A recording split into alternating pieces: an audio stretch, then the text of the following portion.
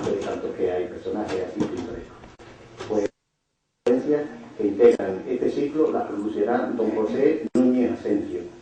Y a propósito de este escritor, debo decir que en todas las personas de sesión que han dado origen a una producción literaria hay que considerar dos aspectos primordiales. Por un lado, lo que han dejado impreso en sus obras literarias, y por otra parte, lo comunicado mediante la difusión oral a través de conferencias y discursos.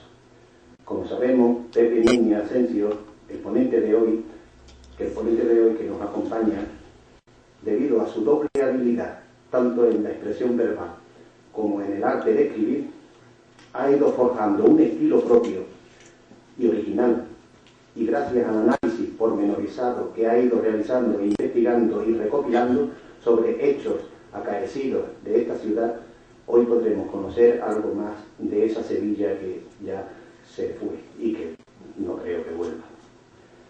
Como pretendemos que nuestra sociedad Nicolás Monarde sea un lugar de encuentro artístico y cultural para todos los ciudadanos, nos ha producido una gran satisfacción poder contar hoy con Pepe Núñez, un erudito que mediante sus indagaciones históricas siempre se ha preocupado y ha procurado que recordemos a esa Sevilla de los patios de vecinos o aquellos personajes populares y pintorescos de la ciudad.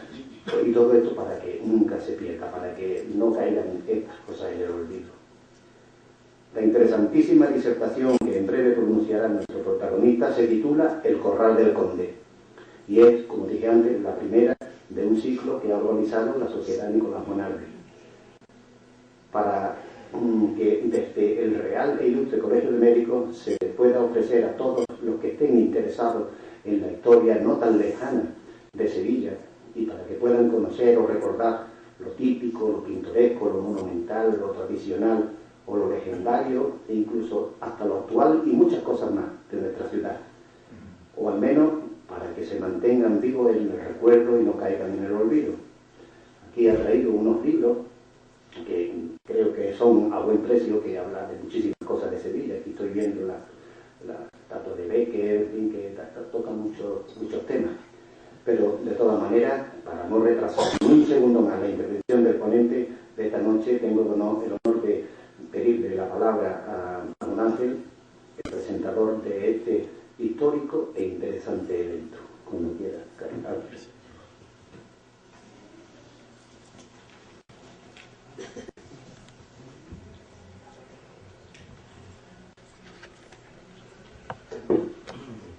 Buenas noches, señoras, señores.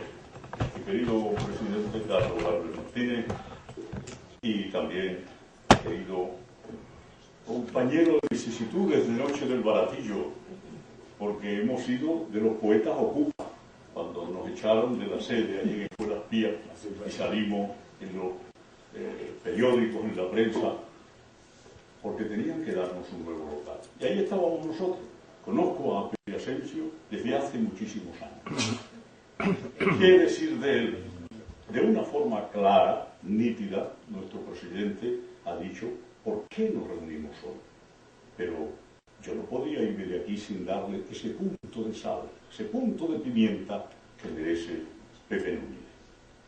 A pesar de que tenemos el mismo apellido y creen que somos primos, pues no lo somos. Mi rama es canaria. Y por curiosidad nunca le he preguntado, hoy se lo voy a preguntar, ¿cuál es tu rama de los Núñez, Pepe?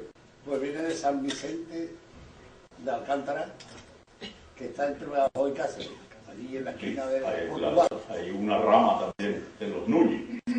Bueno, pues en 1938 nace Pepe Núñez. ¿Y dónde lo pare su madre? En un sitio increíble. En un sitio que se llamó y se sigue llamando el Corral del Conde. El Corral del Conde tiene una historia que él le explicará, a él le corresponde. Pero yo puedo decir que el corral es convivencia, es la presencia de la caridad ante las necesidades humanas. Y os puedo contar una anécdota, y es la siguiente. Cuando yo era chico, escuché de Toña la Negra, por cierto, la primera que cantó Angelitos Negros, un bolero que se llama El Quinto Patio. si tenéis curiosidad, buscarlo en internet. Y siempre creí que, como la letra dice, por vivir en quinto patio desprecias mi vida, pensé que era una puta. Así, de sencillo. Pero miren ustedes, con el tiempo, escucho a Javier Solís y digo, bueno, Javier Solís cantando una canción de mujer, ¿esto cómo es? ¿Es que se me ha mariconado también Javier Solís? Empiezo a buscar y me consigo que en México las corrales, patios de vecindades, los llaman, tenían varios retratos, varios patios, y el quinto patio ya era el sumum de la miseria. Y claro, el bolero decía que ella no podía ser aceptada por él porque venía de un estrato social lo peor que había en México, que no era una prostituta. Así que fijaros cómo algunas veces jugamos los seres humanos con las palabras y los conceptos equivocados. Anécdotas de la vida. De todas maneras os puedo decir una cosa, en los libros de Pepe Núñez Asensio, vais a conseguir un lenguaje increíble, el lenguaje de Sevilla.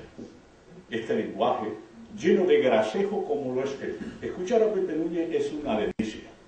¿Por qué? Porque tiene unos giros idiomáticos que solamente se dan en Sevilla y que le dan un carácter especial a su obra y a su manera de hablar y presentar las cosas. ¿Es Pepe Núñez un cronista de Sevilla en el sentido estricto de la palabra? No, no lo creo. Yo diría que Pepe Núñez es un sevillano que no quiere dejar en el olvido las cosas del diario acontecer. Es decir, la historia sí tiene atajos y en este caso ve el lado de la ortodoxia, la deja al lado del sesudo historiador. Al lado de esa historia están las vivencias, las anécdotas que recoge Pepe Núñez en sus charlas, conferencias, la Sevilla que se nos fue, de la cual hoy vamos a escuchar y ver la primera, el Corral del Conde. Y yo no puedo decir más, solo que vais a disfrutar, como diría también un sevillano del Corral del Conde, una jarta, por lo que os va a decir mi amigo Pepe Asensio.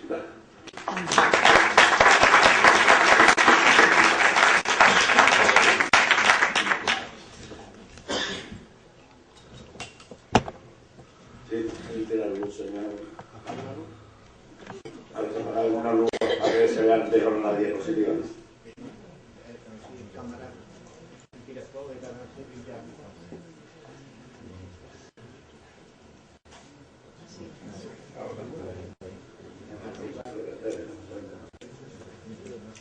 Sí, bueno.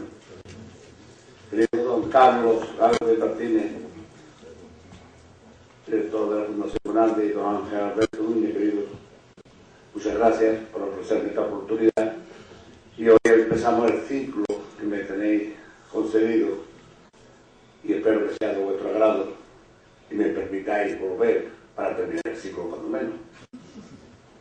Tuve la suerte, efectivamente, de nacer en el famoso Corral de Vecinos, sitio en la calle Santiago del antiguo barrio del Ciprés, o Ciprés, en el año 1938, donde vivía hasta que me casé en 1966.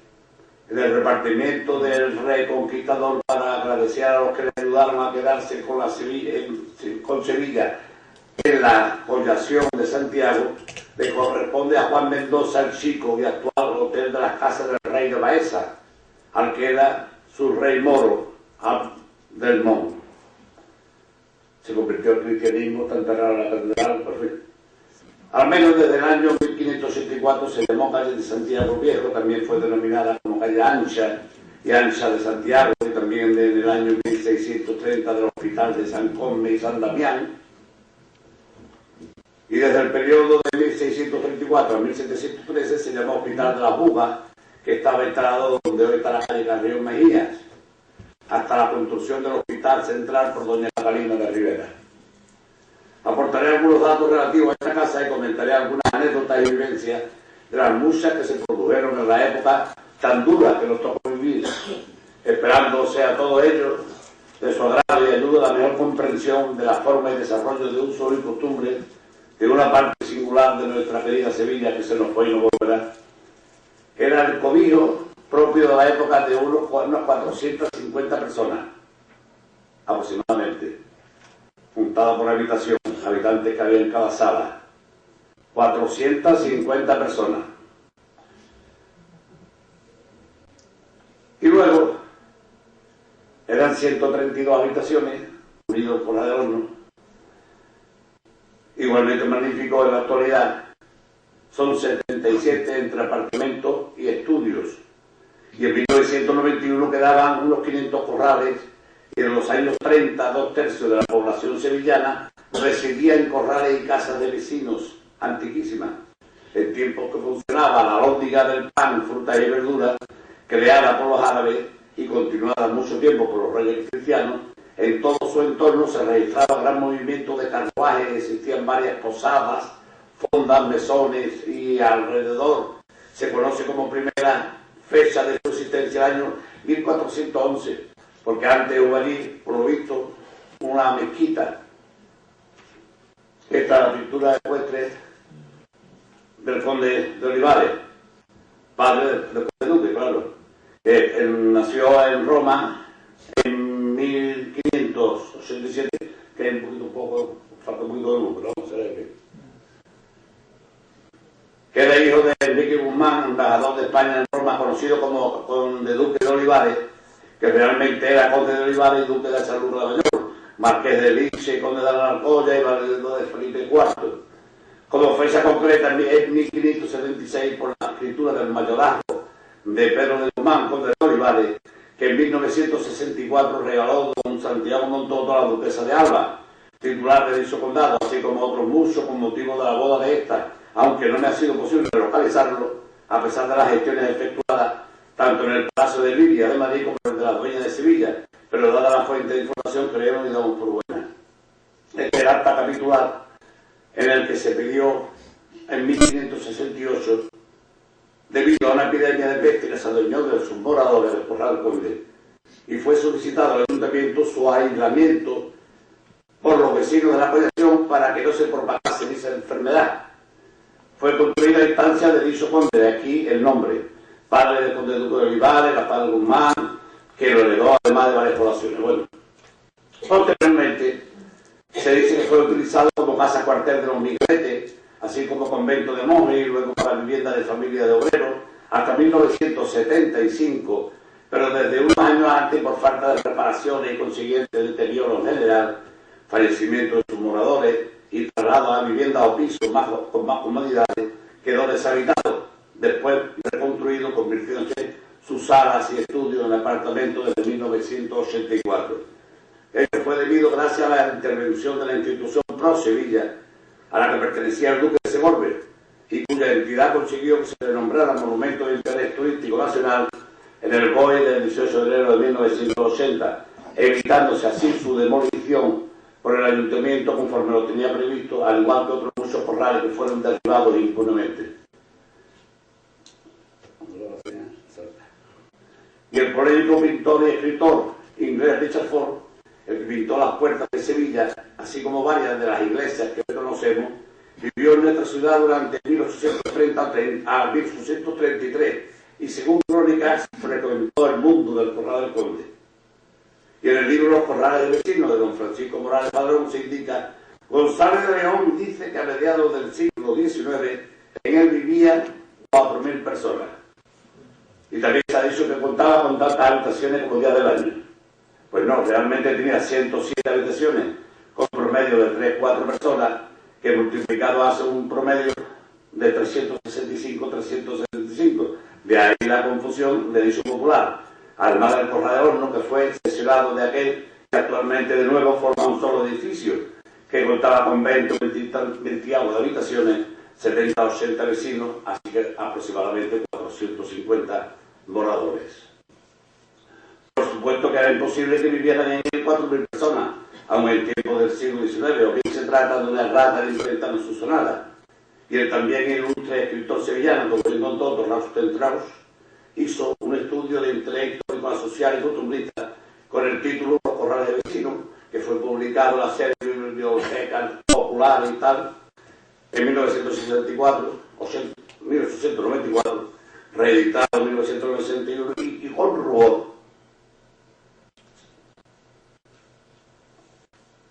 Con cierto rubor no la leí hasta 1988, o sea, después, 1988, después de escribir mi primer libro de Corral del Conde, del que afortunadamente van 5 ediciones. Existe gran coincidencia en los usos y costumbres, pero dice el señor Montuto: la vida en el corral es rica de contrastes. Al lado de la sala en que se celebra el bautizo o se festeja una boda, una familia llora junto al lecho en que agoniza un ser querido. Pienso que siendo de los pocos y casi únicos escritores e historiadores de nuestra ciudad que en época anterior han comentado sobre los corrales de Vecinos, debieron al menos intentar de conocer un poco más a fondo los usos y costumbres de dicha humilde vivienda, pues aun siendo hombres de alpargata y analfabetos en su mayoría, tenían otras muchas virtudes y principios muy valiosos y humanos.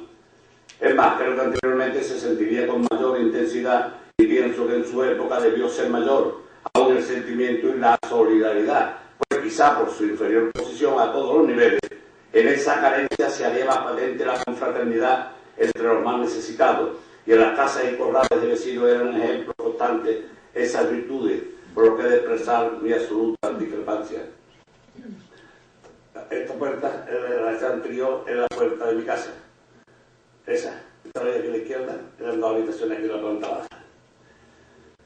Y una vecina no encendía la hornacina, que era la cocina, que era una hornacina en la pared, pues no encendía ese día la cocina, y a lo mejor la vecina de al lado le decía: manda para los niños, que es un arroz, que esto no lo hace punto tu vida.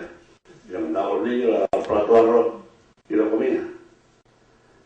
Hacíamos una fiesta en la que mi amigo Paco celebrábamos la velada de la Virgen del Carmen, y estábamos allí disfrutando en esa marcha. Una vecina, era muy guapa, se me acercó y me dijo: Pepe, hay que ver la de plato de arroz que me dio tu madre.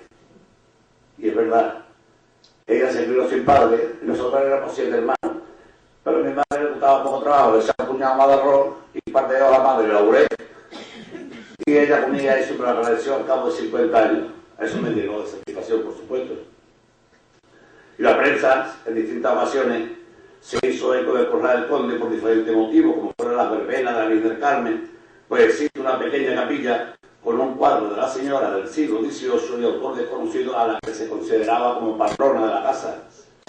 Por ejemplo, el miércoles 16 de julio de 1902, el periódico El Noticiero Sevillano se inserta crónica, no la de porque es muy extensa, o en el diario del Correo de Andalucía de 1902 se insertaba un artículo titulado La gran fiesta de la patrona del Corral del Conde. Igualmente comentaba el periódico El Liberal de julio de la misma fecha de 1902, así como en otras ocasiones.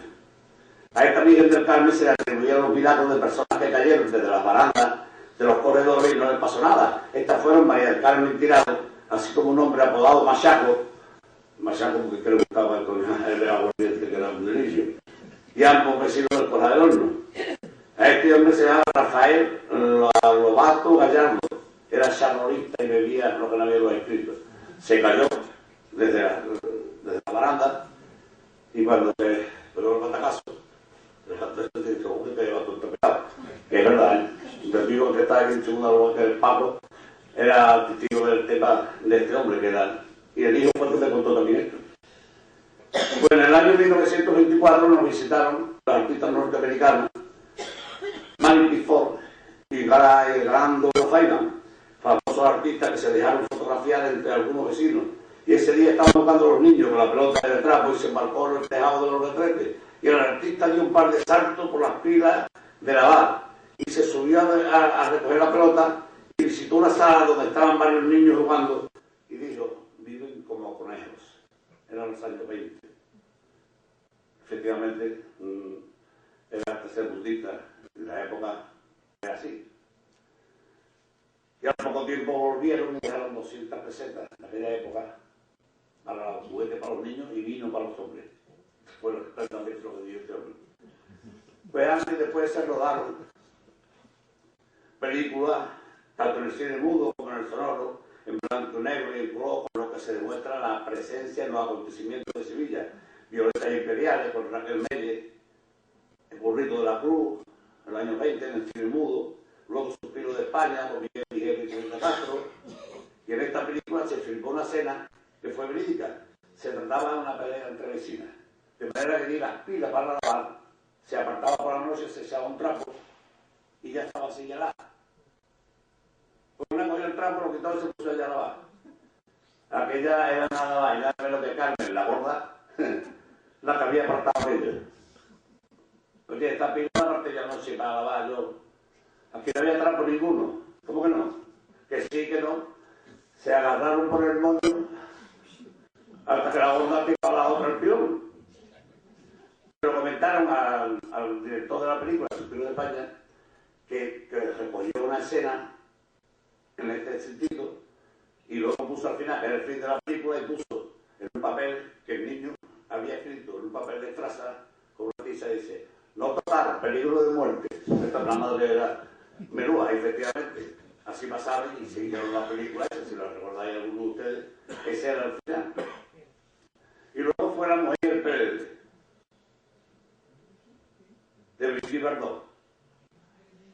Yo tenía 15 o 16 años, Brigitte Bardot teníamos un poco más, pero la miraban los niños embobaditos. Ya pensaremos que me hizo ver. Y en agosto de 1925, el presidente directivo de nuestro Ateneo visitaron la casa para llevar la cultura con música, violín y poesía, escribieron en sus memorias. Y donde entramos con recelo y temor, fuimos recibidos con agrado y simpatía y despedidos con aplausos. Claro, el Corral del Conde tenía fama. También la época era de aquella manera. Pero aquí se refleja también el deseo y la complacencia que tuvieron para con estos señores. Se produjo otro acontecimiento cuando entraron los tres Reyes Magos en el año 1927. Dejaron 50 biberones para los niños de la casa. Hoy que hubieran dejado un par de ellos sobran. No era el niño allí.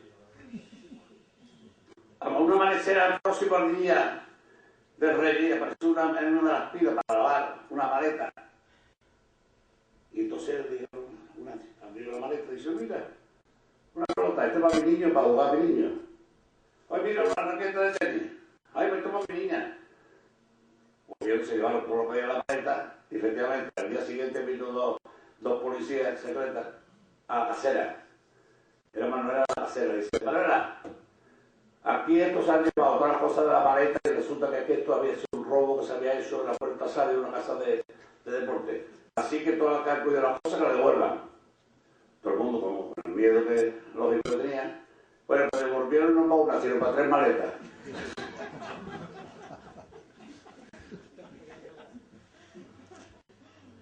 En consecuencia, vinieron y la casera decía: a devolver todas las cosas que la policía está buscándolas. Para 3 maletas, bien. Cuando la guerra nos visitaban con frecuencia, me lo contaba mi padre, claro, porque buscaban a alguien. Llegaban allá al patio, los tiros: ¡todo el mundo al patio! Todos corriendo. Y entre ellos había un mecanismo muy largo que era barrendero, que decía José el Naranjero. Este hombre bajó un calzoncillo blanco, con la mano agarrada aquí porque se había soltado el botón de la mesilla. Y el hombre: ¡mano arriba todo el mundo! Y, ¡mano arriba! Y se va uno de los que se va para él y dice: ¿qué dice? ¡Manos arriba! ¡Las manos arriba! ¡Las 2 manos! Se levantó las 2 manos, pobre, pantalón abajo, su cuerpo en tierra. Y dice a mi madre: dice, hay que ver el momento tan dramático y como nos reíamos viendo al tren aquel.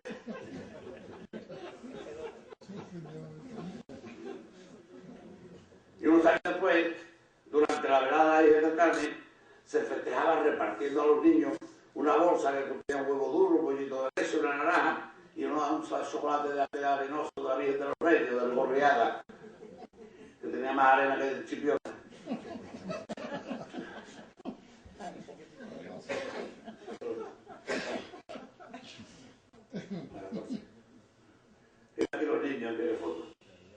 Esta es la foto.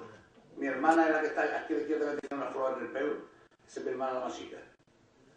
Y entonces fijaros que tendrá por Orión. Cosas propias de la época. Hubo una reunión que se hacían en la isleta donde estaba la villa delante, y cada hombre llevaba su sillita y se trataba los asuntos para la velada, para el 11 de mayo. Y entonces dice uno de los vecinos, pido la palabra. La mujer que estaba en la baranda del piso primero dice, Manolo, tú no te metas nada, tú te callas, porque no sé. ¿Te quieres meter para adentro, hombre? Que no, que tú no tienes que hablar nada, tú lo que tienes que hacer es callarte porque no. Que te metas para adentro, hombre, te estoy diciendo. Hoy no debía amenazar así porque va a los 5 minutos y la policía por maltrato y por la amenaza y cosas de estas. Bueno, total, en la discusión esta le dice el presidente, Manolo, ¿quiere la palabra o no? Dice, sí, coño, pero espérate que termine de pelear mi mujer, ¿no? Ya lo decimos nosotros. Había otro vecino que le decía Manolo de apodo le decía basura, Manolo. Se presentó un día lloriqueando porque se había muerto la mujer, pero no tenía que enterrarlo, porque no tenía el pago del recibo de los casos. Bueno, pues efectivamente, dos vecinas, Rosario y Pepilla, la sacristana, el padre de la sacristana, con un pañuelillo, fueron pidiendo a todas las habitaciones y la mujer le daba una corrilla para enterrar a la mujer, a la pobre. Al día siguiente la vieron por Santa Catalina agarrada del brazo de él. Necesitaba hacer un abogado y efectivamente no tenía por qué tirar y se le ocurrió aquello. Entra un ratero y en la puerta de Carmen la Rubia, que era la tía abuela de Manolo Horta, el cantante, cuando sale la ida y delante de la puerta del tendedero hay un ratero que está allí con unos calzoncillos blancos con remiendo, o una calcetilla con plantilla, porque era propio de la época. Claro, empezó a gritar, ratero, ladrón, ¡ah! Lo cogieron, así lo llevaban entre varios, y las mujeres estaban chillándole y diciéndole piropo. ¿Te vergüenza? Sí, la casa de vecino va a venir a robar, soltar, socuar, y se zafó de los rollos de la... Pero la madre de ella, precisamente, había cerrado la puerta del programa, como habéis visto al principio, tenía por lo menos 3 o 4 metros de ancha. Había cerrado la puerta. El tío iba corriendo con tanto miedo que se dio de frente con la puerta, se pegó un majazo, se cayó. Dicen que el hombre sabía hecho sus necesidades y todo el miedo que tenía. Y en la entrada del zaguán, mira, ahí está la Pepilla, ahí está esa Pepilla, la que está en el centro de todo, delante del niño, no, la que está delante del niño, esa es una de las que pidieron la limona. Y la de al lado, la que está aquí a la izquierda, a la derecha, es prima mía, que era Josefa. La afiladora, porque mi tío abuelo era afilado. Pues en la entrada del zaguán se ponía una visita, sobre ella un pequeño lebrillo vidriado a una bandeja de metal y un par de vecinas mayores de edad con sus rohetes y sus moñas o ramitos de jazmines, así como unos blancos delantales bien planchados, con aquellas planchas calentadas al carbón, que muchas veces los vendían mojados para que pesara más, y pedían con arte y gracia la voluntad para los gastos. Y algunas jóvenes tenían mucha voluntad, pero no echaban ni una peseta, ni un real, ni una simple perra gorda o chica. Pero los hombres debían abonar una entrada. Y era resaltar el bellísimo recinto repleto de macetas floridas y narriates, con jazmines, damas de noche, que impregnaban la brisa con su aroma, la parra, el níspero, el melocotonero, las trompetas, la dura, las pilistras, las acacias y tiestos con plantas olorosas y medicinales, que también eran de del corral. Eran miles de flores de papel y cadeneta, cuyas uniones se hacían por embrudo formado por harina y un poco de agua, así como guirnalda, mantoncillo, cuya labor hacía las mocitas. Los pliegos de se compraban en la antigua calle de Burro, por una perra gorda, vendían los pliegos aquellos de colores de papel. Y además de cientos de farolillos y luces de colores, acompañando a las hojas de la palmera, que se podaba y sus largas hojas se adosaban a los postes formando bellos arcos alrededor de la gran pista de baile de cemento que los mismos vecinos construían, pues había vecinos con todos los oficios. Se vean las flores, se ve un poco así estropeado porque había los chaparrones de mayo, famosos. Y el mismo en el tablado de los músicos, donde una buena orquesta interpretaba modernas canciones. Incluso el inolvidable Antonio Machín actuó desinteresadamente en julio de 1950, cantando Gritos Negros, Dos Gardenias y alguna que otra canción de su maravilloso repertorio.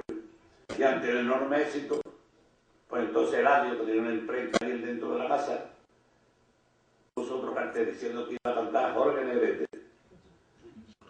Jorge Negrete estaba listo con los gallos de pelea y no se enteró de nada. Cuando el día efectivamente le apareció, se formó una bronca allí, todo el mundo reclamando el dinero, porque allí no había ni Jorge Negrete ni cantaban a Jalisco por ningún lado. Se formó, el hombre tuvo un valor, porque la mujer anunciaba a Jorge Negrete, era actor de moda, cantante, era una figura excepcional. Pero bueno, ahí estábamos los tres de Santiago. Yo soy el del medio.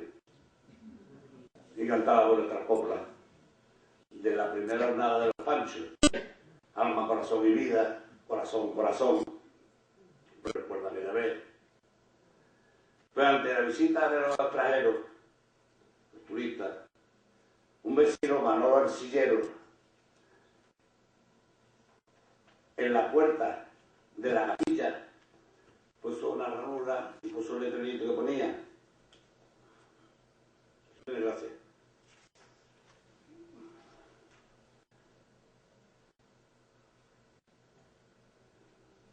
Puso un letrero que ponía Limona. Le faltaba ese. Lo rectifica y puso Lisbona. Pues tampoco era el sitio, lo rectificó y puso. No, ahí no, y lo puso al final y puso Limonas. Lo dejó de ahí. Y el café de abuelo sillero puso un cepillo en la capilla y no atinaba con el letrero. La letra S no tenía su casilla, pero servía ante el forastero. Y la esplendorosa y grata visita de la majestad, con su distinguida comitiva que proporcionaba la comunión a los enfermos impedidos de la parroquia, con calles y patios adornados con modestas colgaduras durante nuestra semana florida de la primavera, nuestra florida de primavera. Y abría la comitiva dos monaguillos vecinos del Corral del Conde, que hacían sonar una brillante campanilla, y el señor cura bajo palio, que portaba el cuerpo de Cristo acompañado de la banda de música y cánticos propios para el acontecimiento. Las niñas con velos blancos y flores, los niños con flores, las mujeres velos negros y rosarios, mientras los hombres portaban cirios. Yo iba vestido como estos niños de Carráncano. Nos dijeron en el colegio que fueron allí que nos iban a dar 10 pesetas y teníamos que ir por todo el recorrido acompañando la... Bueno, cuando yo la de salir de la parroquia, de la iglesia, decía, los carráncanos, y nosotros mismos decíamos, los carráncanos, que éramos nosotros mismos, yo no sabía que nosotros éramos los carráncanos, a mí nadie había hecho que yo era así. Pero claro, cuando nos molestaba estos gorros eran de lata, pero si nos lo quitábamos uno nos daba las 10 pesetas que nos habíamos ofrecido por llevar toda la mañana puesto el gorrito. Y qué bonita teníamos la casa con tanto adorno y cosas colgadas en su baranda, aunque sin mantones bordados. Y si alguien lo poseía, solo tenía la papeleta del empeño del multipiedad, y si lo sacaba volvía al día siguiente a piñarlo de nuevo. Y tanto la famosa Cruz de Mayo como en el Juli por su dicha velada, la orquesta interpretaba canciones propias de aquella época como los pasodobles, boleros, zambas, tango, etc. Como quiera que en uno de ellos poquísimos sitios donde se podía bailar agarrado. Pues iba la mocita dispuesta a negarse a bailar un par de veces hasta que el galán de turno era premiado con un baile por su pesadero, porque ya los mejor parecidos estaban con otras señoritas, igual que ahora.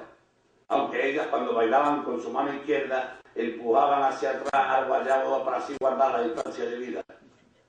Y la celebración de la entrañable y nostálgica Navidad, todos reunidos en la mesa donde cenábamos de postre los pocos dulces de la época. Aquí podría seguir contando muchas cosas, pero no es el momento. Solo recordar un villancico que cantaba mi padre.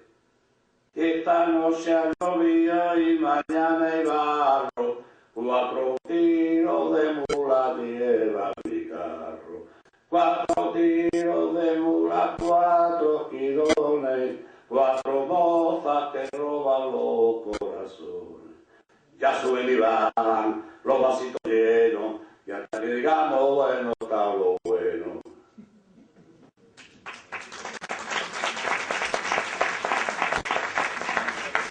Y en cuanto a los juegos, las niñas eran a la casita, a las comiditas, a esconder, a coser, a la tomba.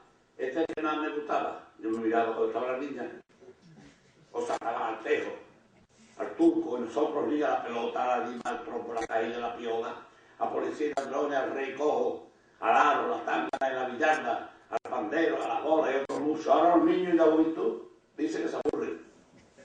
A pesar de la tele, la radio, el equipo de música, el ordenador y su internet, etcétera, que tienen a su alcance, aunque no todos, desgraciadamente.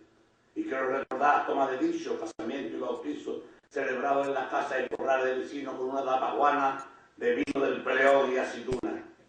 Y se barría el patio y se encalaban las paredes y polletes, colocándose las macetas más vistosas en sitios preferentes. Y los tiestos de lata de dulce de membrillo, de bonito, casi se escondían ese día. Pero esas latas no las comprábamos, se las pedíamos cuando estaban vacías el tendero de la esquina que era Flores. O aparecía el pianillo, que las niñas y las mujeres, algunas también, bailaban aquellas sevillanas corraleras. Y con frecuencia se hacían novios, y se casaban, los mocitos de algunos de ellos terminaban felizmente en boda. Y en el bautizo de una de las hijas de una señora Catalina, había un borrachín que se llevó toda la noche, eso me acuerdo yo, palabrita del niño Jesús, que se llevó toda la noche, sombrero baja, baja, cajota verde. No sabía de ir, se llevó toda la noche, y yo, hombre, que tuvo que le dar un zapatazo. Y cuando salían de la iglesia, el niño, los padrinos y los invitados, la madre casi siempre no acudían a los bautizos. Le decíamos a los niños, padrino, no gastes vino, gastaron galletas para los niños de teta. Y normalmente echaban a pegar algunas monedas.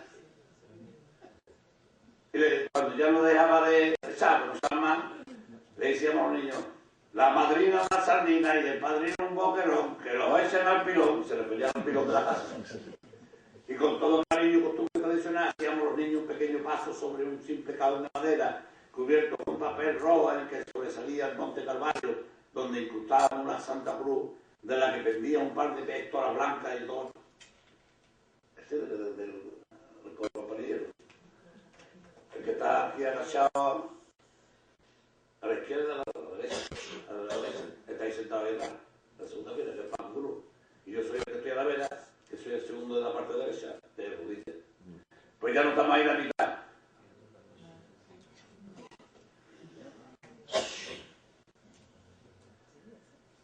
Y para que no faltara nada, la acompañaba algún tamborcillo de lata con su especial sonido y marcaba y se equivocaba el paso de los costaleros que les reñían por no saber llevar compás debidamente.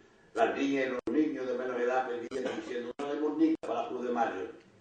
Estos pasitos donde los niños sevillanos creamos nuestra propia versión de la fiesta. En realidad era la invitación del desfile de las cofradías de la que muchos niños y sus padres no pudieron participar porque no teníamos posibilidades y no recibíamos túnicas, cirios y menos aún alguna insignia de la hermandad, pues todo suponía un gasto más que añadir. Y con el paso de los años se fueron subsanando esas carencias, aunque a tranca y barranca, y disfrutamos muy poco a poco de esto y otras circunstancias importantes. Y pasa el tiempo inexorablemente y esos niños serían verdaderos artífices de nuestra Semana Santa, los costaleros que infundirían la emoción a esas mismas callejuelas al llevar sobre los costales aquellas imágenes de su devoción. Costalero de ilusión que tus deseos han logrado, y ya lleva sobre tus hombros a Cristo crucificado con tu fervor y pasión.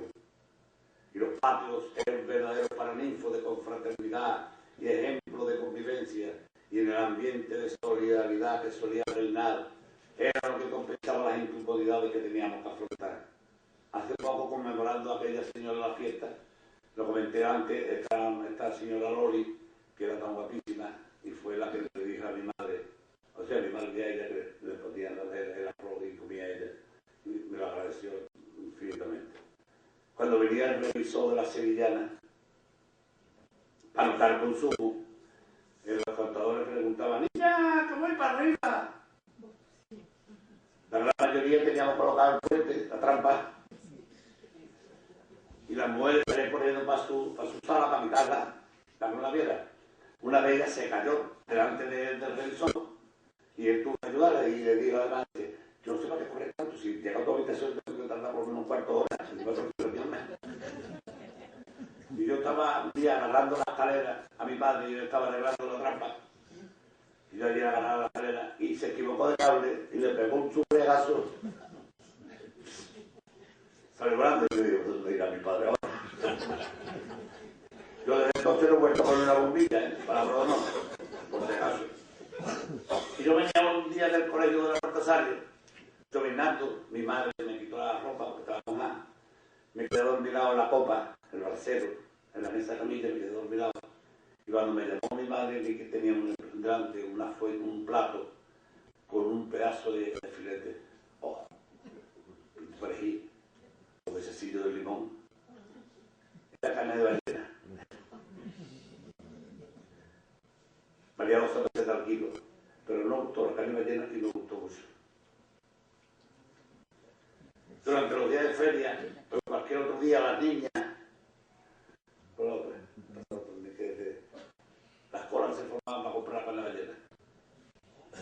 Y durante los días de feria de abril o cualquier otro día, las niñas cantaban y bailaban en el patio las clásicas sevillanas corraleras, aunque más de una no visitaban la feria, si acaso una sola vez, casi siempre el sábado, que la llevaban sus padres con la casi imprescindible caja de zapatos de casa cigarra, para que la tortilla de papa y algún filete de cerdo empanado que degustábamos en los barracones allá junto al puente de la Enramadilla y la casa de Luca de Tena.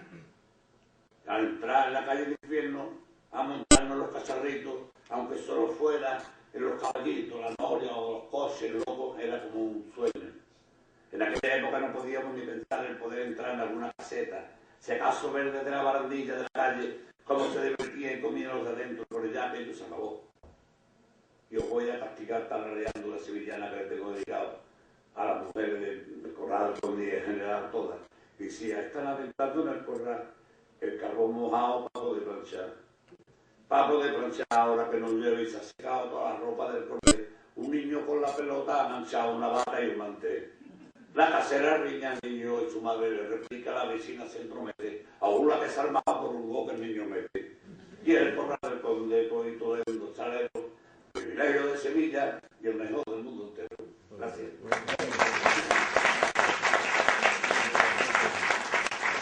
En mayo de 1958 se informa la terminación del rodaje de la película La Mujer Pérez, que interpretó la despampanante Brigitte Bardot, y en la que actuaron la gran mayoría de los vecinos, como extras, por estar prohibida la censura porque bailaba el cuello y solo se tapaba con un mantón de manila. Un mantón de manila, si se lo ponía por delante, la sala era de espejo. No la echaron aquí. Pero nosotros servíamos a la Brigitte. Y bueno, si la Brigitte Bardot era guapa y esas cosas, la que estaba de suplente suya, o ¿cómo se dice? Doble. Era doble. Y ahora al final de los años conseguí una copia por internet. Hicieron otra película allí, que era la celebración de una boda. Pusieron allí 12 veladores con las sillas, se sentaron los vecinos mismos, que eran los extras. Pusieron un platito con patatas fritas, otro platito con rosco, otro platito con aceituna, un platito de jamón, otro de aceituna, otro de rosco, otro de... Decía el director, ¡cara! ¡Acción! Se lo tomó para jamón. ¡Corte!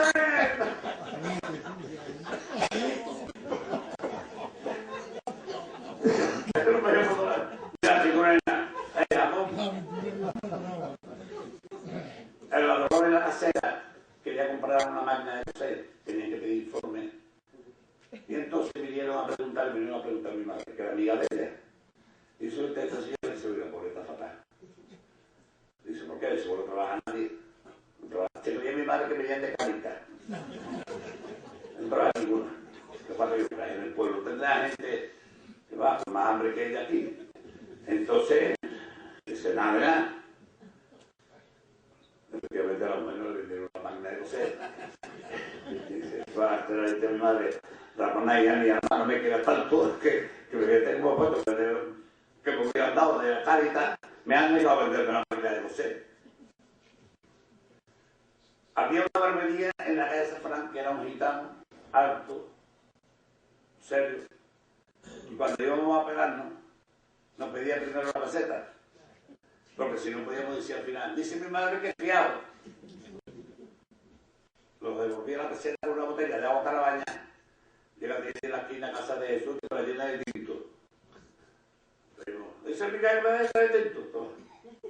Tenía yo un librito pequeño, y esto lo rompía de espalda al cliente, y en una taza se echaba el vino. Y luego se ponía delante del cliente con una cucharilla a mover el vino tinto. Y así cogí una papa que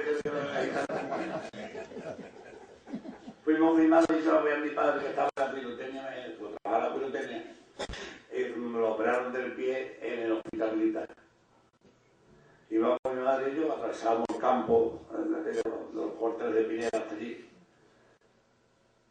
y llegaba a la puerta y digo, para el civil de los soldados, esta es la ropa limpia para mi marido, y esta es la cantimplora de agua para el niño.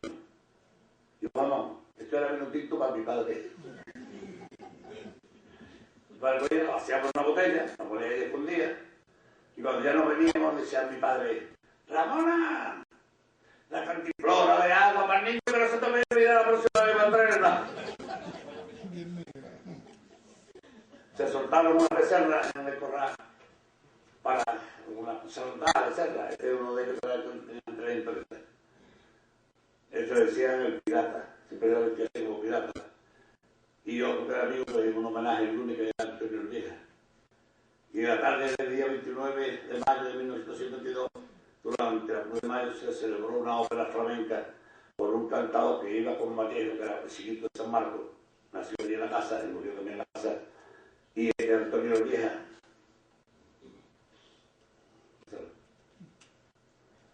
El cantado al Matay y otro anterior. Este Antonio Vieja le dimos también el homenaje el otro día. Aquí está encima de la vaquilla y debajo de la vaquilla. Del traje de flamenca le daban por menos 3 lunares. Cuando fue a donde la retornada del traje, le dice abre la puerta al dueño y dice, toma, este es el traje y quédate con la vuelta. Y le dio el traje por él. Este un día, este tiene una gracia. Te veo a mí, pero le digo un homenaje al lunes que usted dice. Subió una conocida casi siempre. Subió la escalera, pero una campaña se fue para otro lado en vez de para el otro. Entonces las habitaciones, las puertas eran puertas abiertas. Esta mujer tenía una silla detrás, con la bolsera, abre la puerta y dice a la señora, ¿quién es? Dice yo, señor, ¿quién es? Yo, Antonio, ¿qué pasa? Ah, bueno, pues se acuesta en la misma cama, con ella. Esta le decía tampoco vieja, y le decía, yo no estaba en aquella vieja, no era mi vieja. A los 5 minutos, la puerta otra vez. Antonio, que también se llama Antonio. La puerta. ¿Quién es? Yo, si yo quién es. ¿Cómo que pasa yo? Pues yo, conmigo. ¿Cómo? ¡Socorro que me viola! Se formó una trifulca de miedo. Y al día siguiente me preguntaron a esta mujer, Ana, era Ana la estropajera, porque hacía estropado con una guita esa que abría las puertas. ¿Qué te pasó anoche? Dice nada, que me salió un chapú. A mí me comentaba ese Pepe, yo pasaba en hambre, que me comía hasta tortillas de jazmines. Y esta... que mi padre le puso una campanilla en la puerta del gallinero, porque allí podía volar la gallina, tenía una gallina. Y entonces si alguien abría la puerta, le arrancaron una gallina, sonaba la campanilla y mi padre era el 7º de caballería, vaya usted a pensar que era. Luego Paco, teníamos previsto de cantar la sevillana, que es el que le dedica y escrita por él, al Fernández del Conde, pero resulta que la guitarra no ha venido, pero él va a cantar la capela y va a cantar al final la sevillanita, que tiene mucho arte. La noche cantó Antonio Machín, una señora apodada Iki, dio a luz a una niña.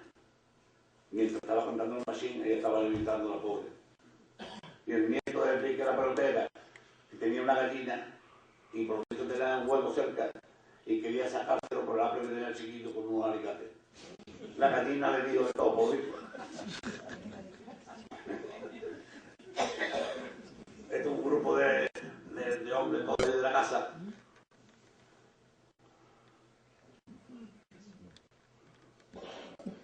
Lo recuerdo con una nostalgia.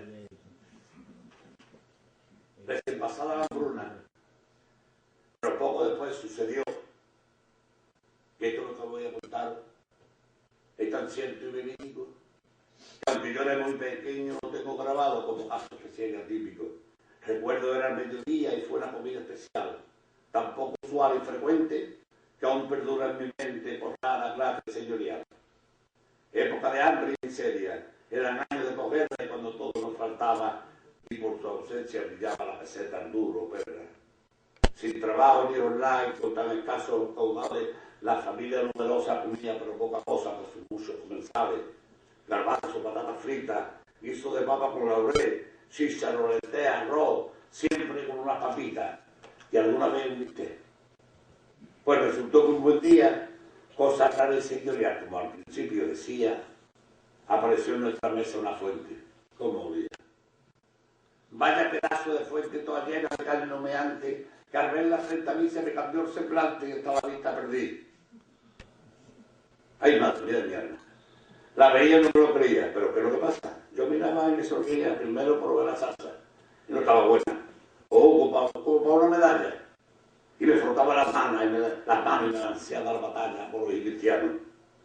Mi hermana se miraba una a otra y se sonreía. Era cosa rara y extraña, decía que no tenían ganas. Nadie lo diría en España. Y me animaba a mi padre y yo comía pues tenía hambre. Él le regañaba a ella. Tampoco quería mi madre. Yo y la fuente delante. Pues aquel manjar tan grato nos lo comimos entre mi padre y yo en un rato. Y ahora digo y exclamo al fin, es que era un hermoso gato.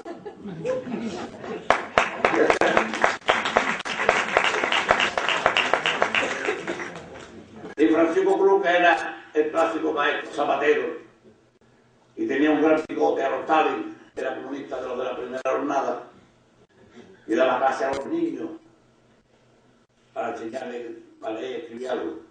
Y cuando le entregaban alguna medalla, como él no era creyente, pues la metía dentro del tacón y se la devolvía a la doña sin que no lo supiera. Su hijo Eulalio era charlatán y vendía en cualquier calle o plaza, por ejemplo en la plaza de Mejiva, el famoso Jueves, en Santa Catalina, etc.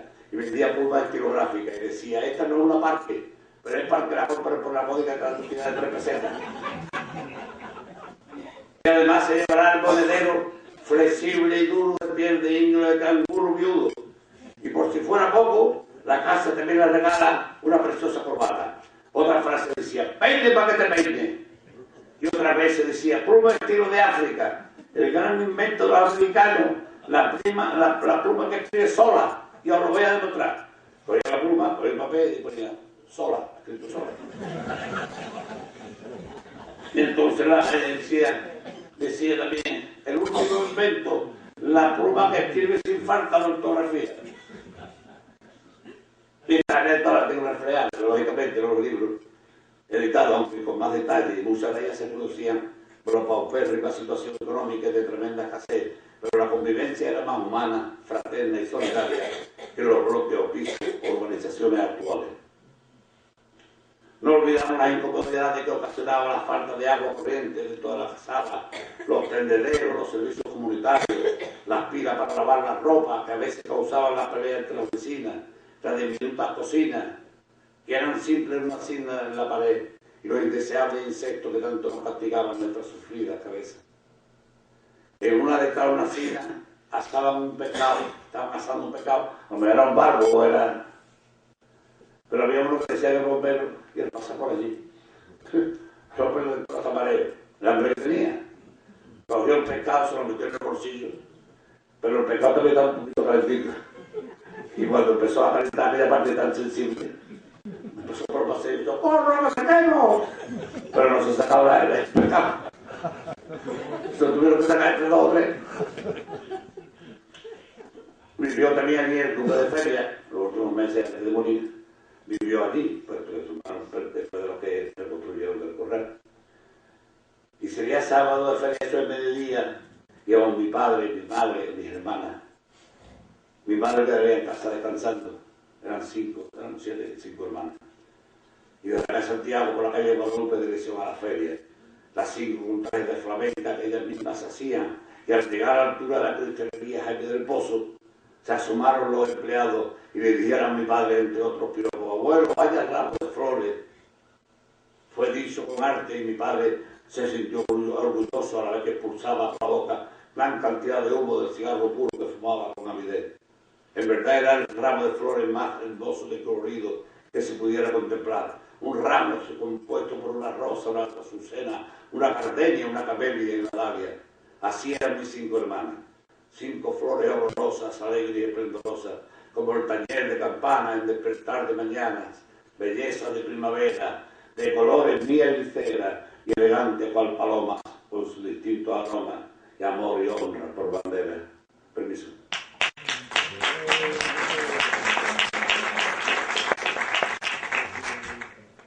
Las mayores de mis hermanas, además de 2 o 3 aprendizas, montaron un taller de costura con 3 o 4 máquinas de coser, máquinas Sige, AFA, y me hacían camisas de dormir y sostenes de tela de palo, que luego mi madre iba a vender a las tiendas.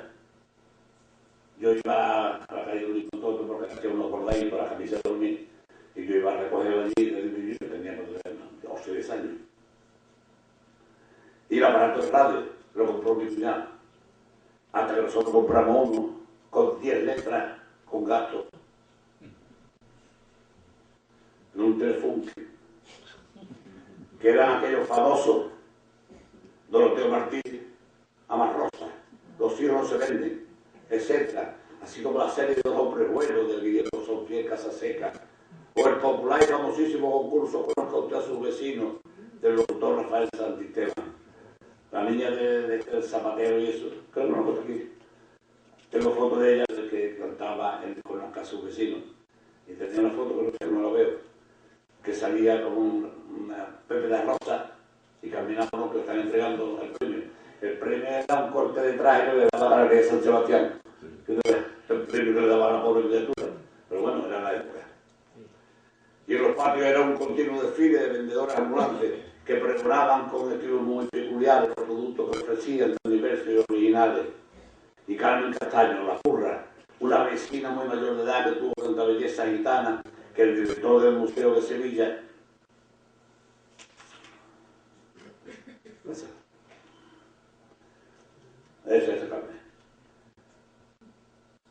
El padre era, el director del Museo de Sevilla era Alfonso Grosso. La pintó, esta era una de las pinturas que le hizo a ella, era guapísima, muy gorda. Por lo menos cuando era muy mayor. Y su padre, que era gitano, alquilaba y pelaba mulos y burros y eso allí en el segundo patio del paso. Siempre estaba canturreando con un sombrero lancha, siempre se canturreaba sus cantes flamencos, que era lo suyo. Y tras nuestra exitosa Expo 92 se creó la Cartuja 93, de la que filmaron en el Corral